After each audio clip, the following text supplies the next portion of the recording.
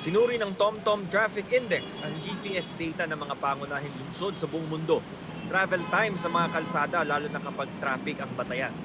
Ano-ano nga bang bansa ang nanguna sa leaderboard kaugnay sa usapin ng congestion level o yung nadadagdag na oras sa biyahe dahil sa bumper-to-bumper na traffic?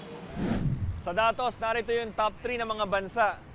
Mexico City, Bengaluru, India at Dublin, Ireland. Top 12 ang Davao City at pang top 40 naman ang Metro Manila. Sa Asia, nangunguna ang Pilipinas sa congestion level na 45%. Sunod dyan ang Singapore at India. Gaano nga ba nakaaapekto ang traffic sa pang-araw-araw na buhay ng ilan nating kapuso? Pasakit daw talaga ito kung ang namamasadang rider na si Roger Bantillo ang tatanungin. May litanya siya. Sige Roger, ilabas mo ang sama ng loob mo. Sobrang traffic talaga, lalo na pag rush hour. Nahihirapan yung mga pasahero namin mag-book.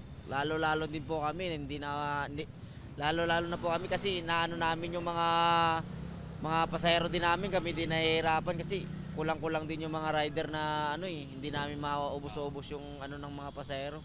Sang-ayon naman dito ang pasaherong si Ricardo Lorico na balisa na kasi malilate na siya at walang masakyan na ipit ata sa traffic. Katulad ngayon, tingnan mo, wala pang jeep. Hindi may tatanggi ang epekto sa kabuhayan ng traffic lalo para sa tsuper na si Gerald Dumalal.